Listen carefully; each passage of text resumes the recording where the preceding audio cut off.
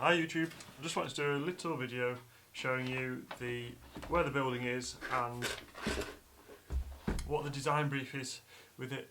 It's going to be a set of videos and we'll just get into it. And that was me crashing my drone into my neighbour's roof, which was quite embarrassing, asking to retrieve that. So this is the set of buildings which Round Garner is amongst, and it was formerly used as an iron foundry, and it was set up by F. Mattisons, who were an agricultural and implement maker. They could pretty much make anything. They would even repair cranes if they'd broken with the big gears on. And this was the mid 1800s to early 1900s.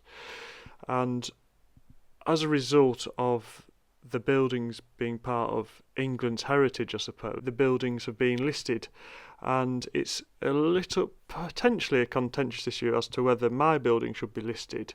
I'm starting to think that it should be, as it was formerly used as a coach house. It housed 4 horses in the main room where I've been doing the wood fibre, and had a coach where the opening is.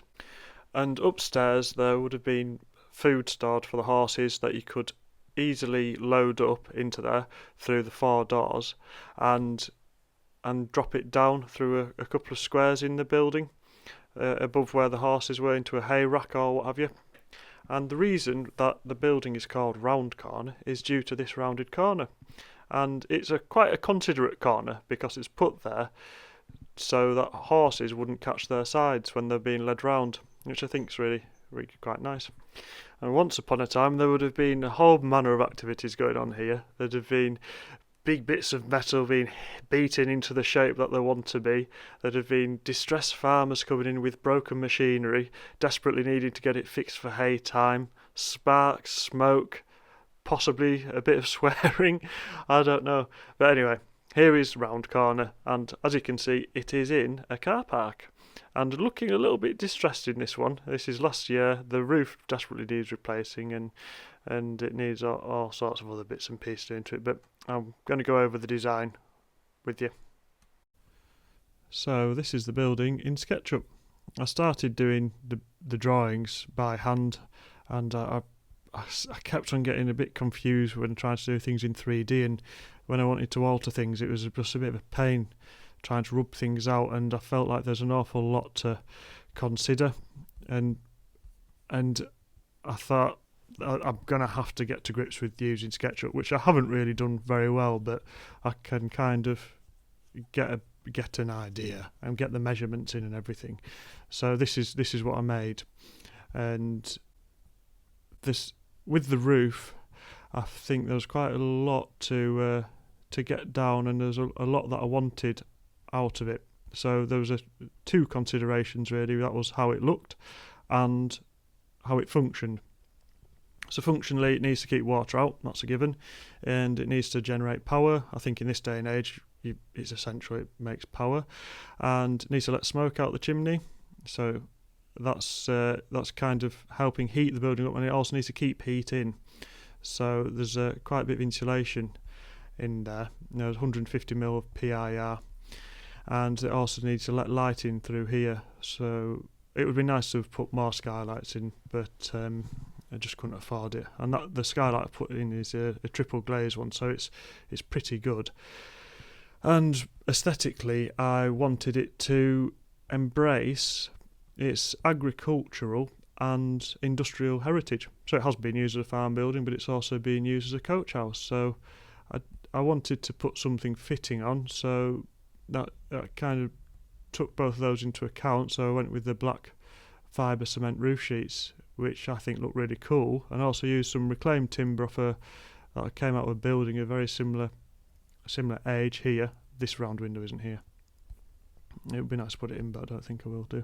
And it I wanted to use things like metal guttering, which is in the long run is definitely a better thing to use.